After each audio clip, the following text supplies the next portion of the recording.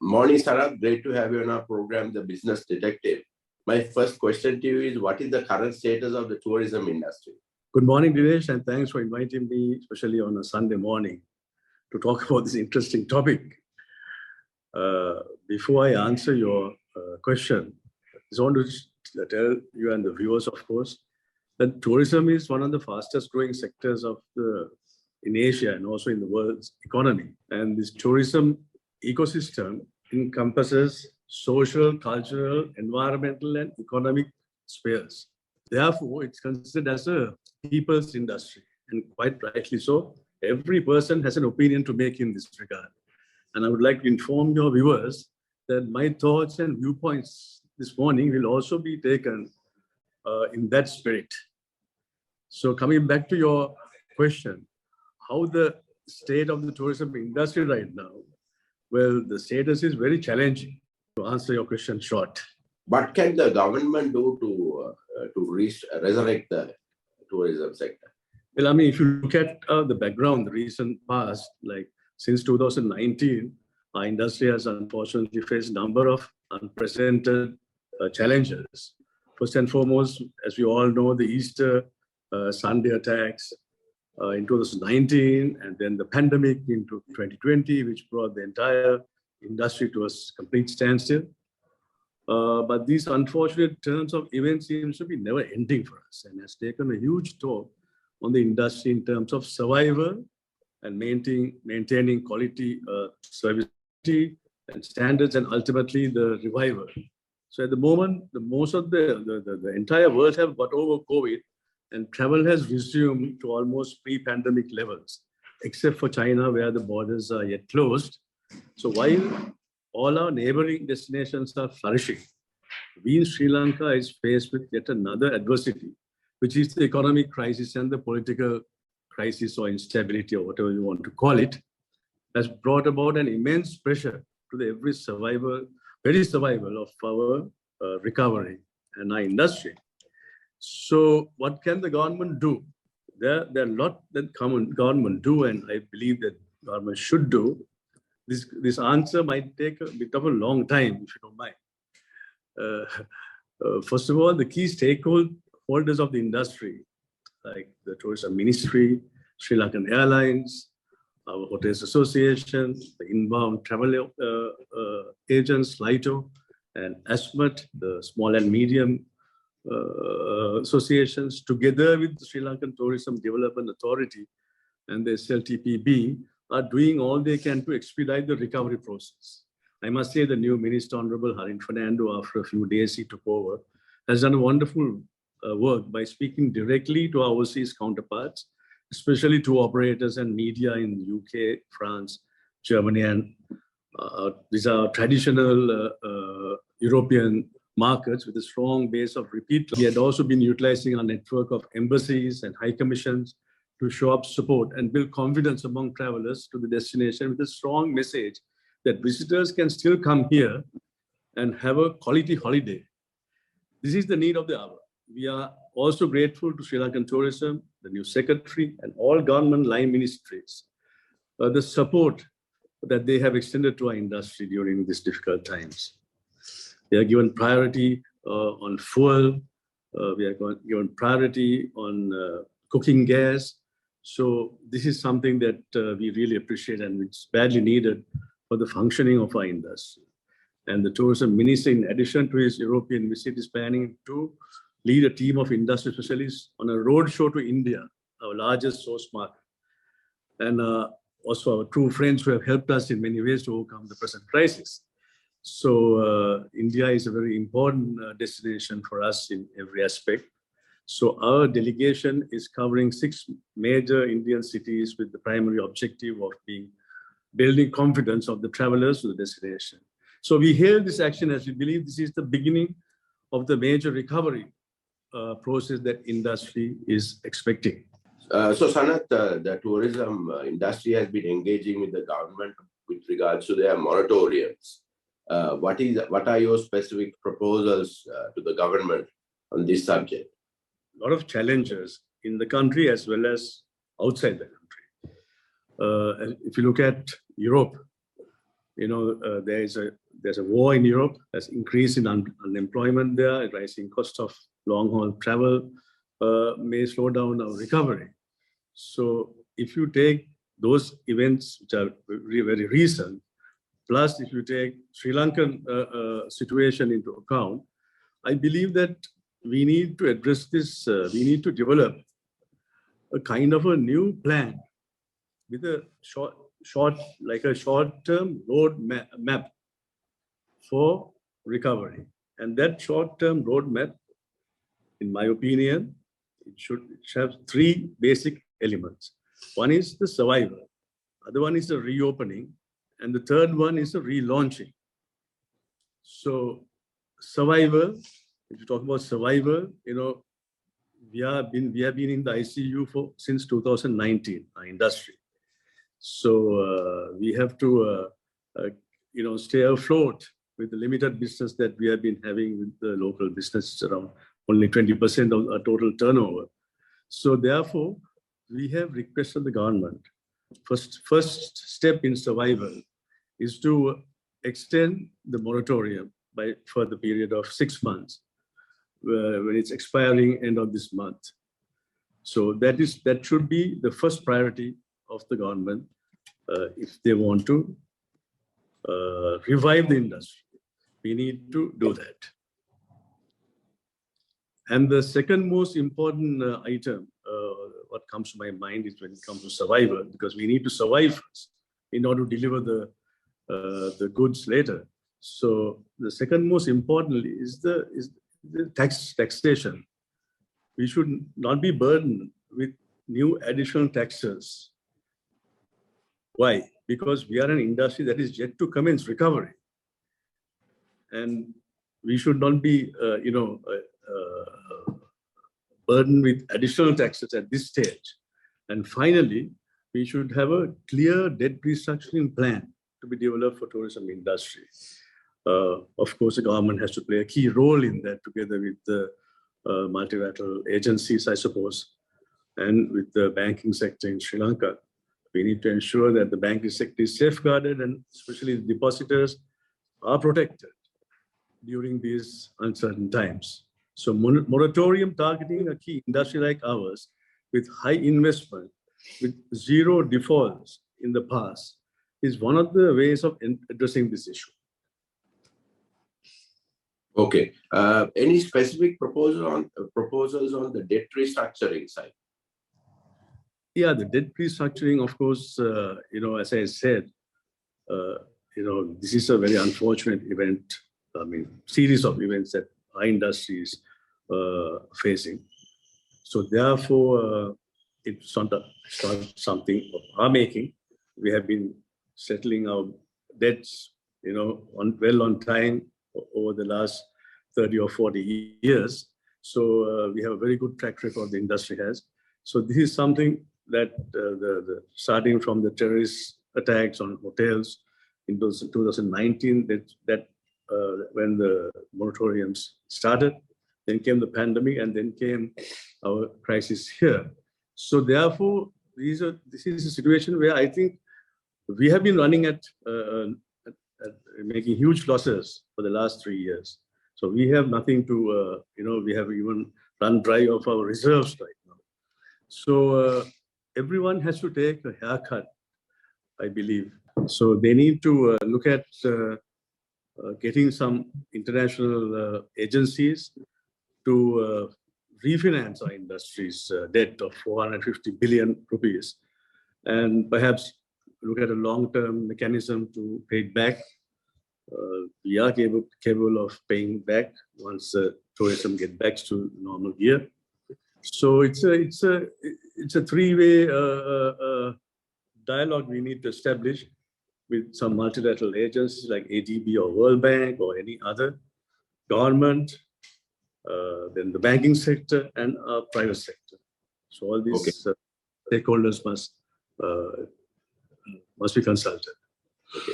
Now, a lot of the analysts feel that the tourism industry is key for Sri Lanka's revival.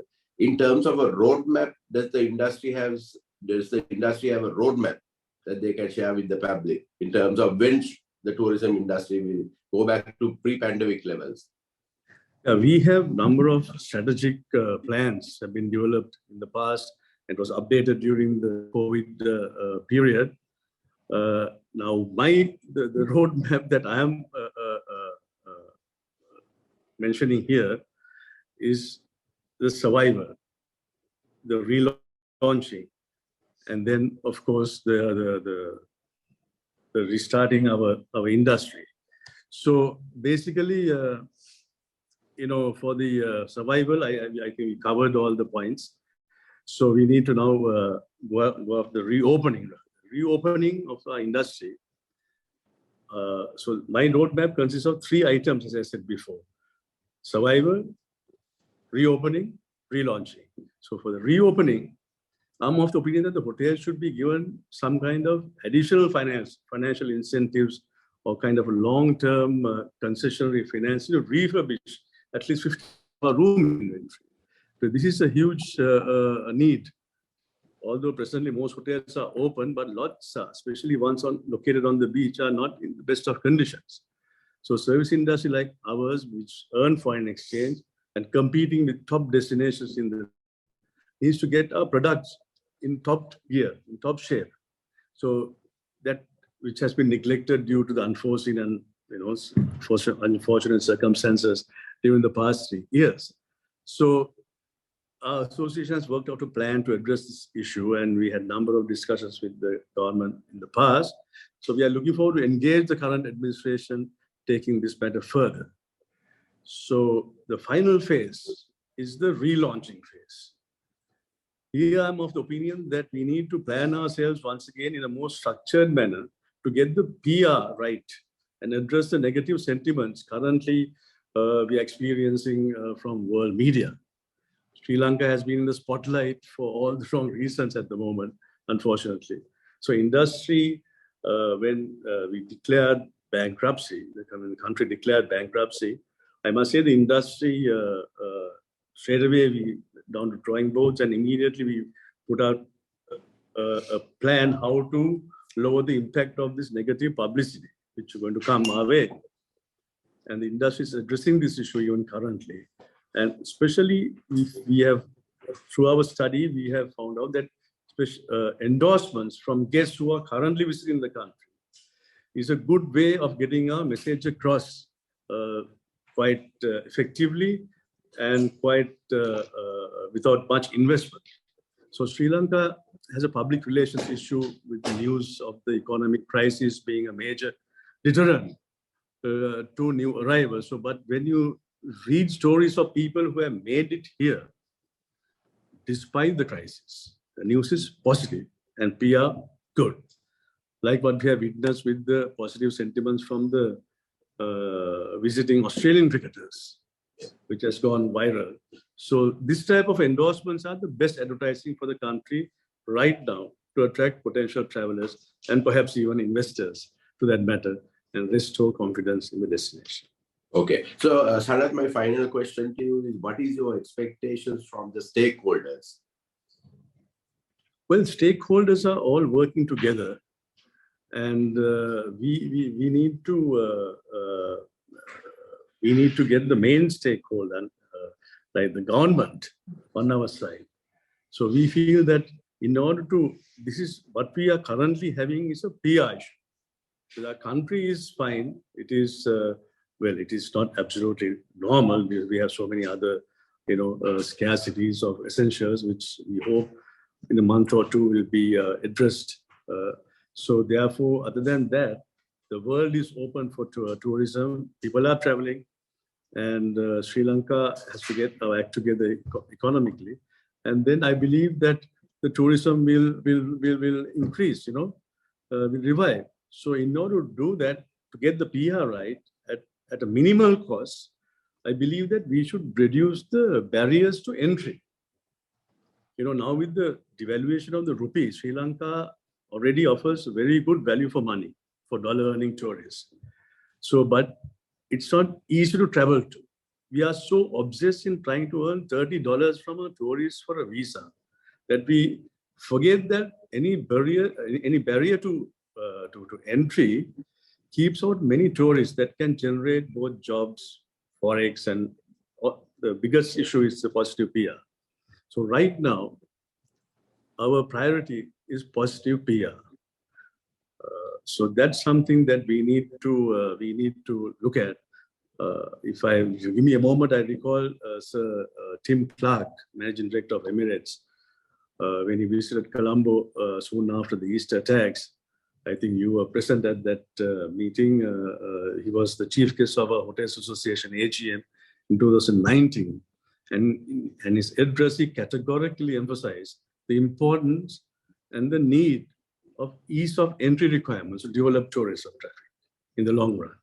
As practiced in Dubai, Singapore, now in Indonesia, Maldives have always been practicing that.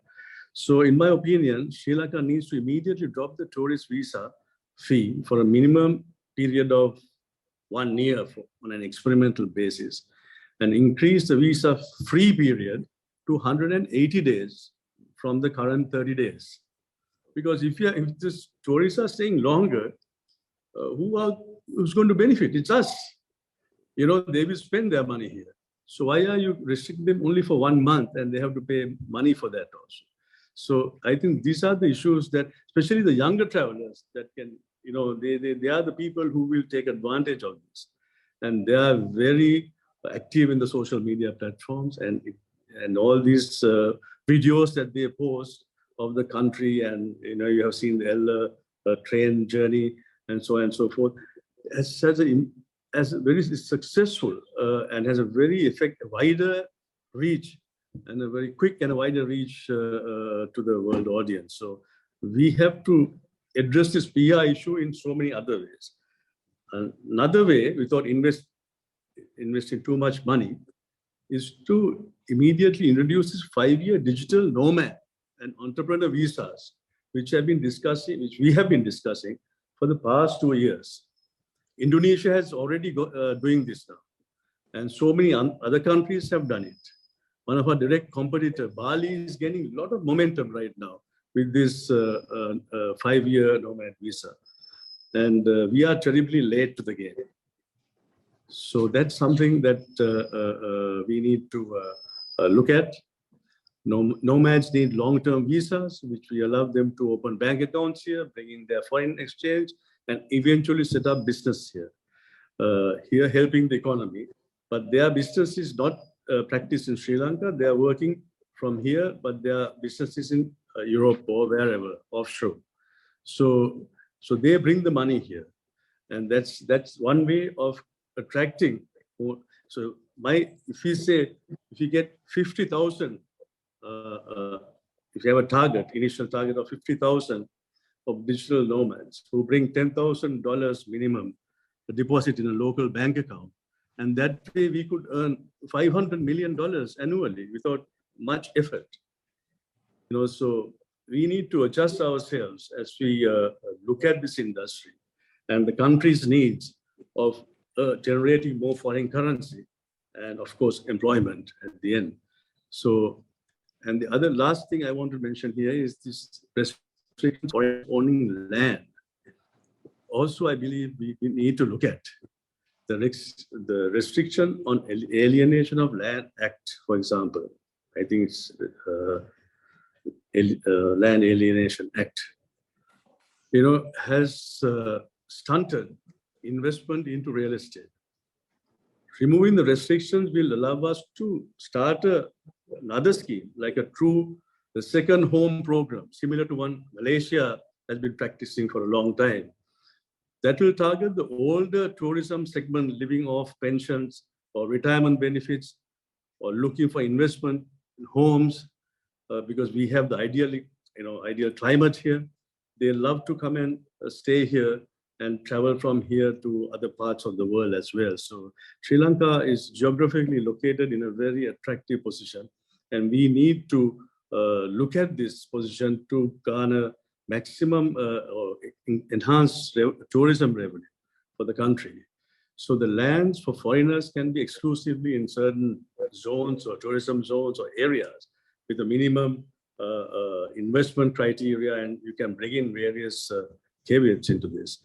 But we need to attract this foreign currency to the country without much investment, but by changing our laws or our existing acts to suit the present needs of the customer out there. So thank you, Sanath. It was great talking to you, and good luck with all your endeavors. Thank you so much, Dinesh. Thank you for inviting me. Thank you.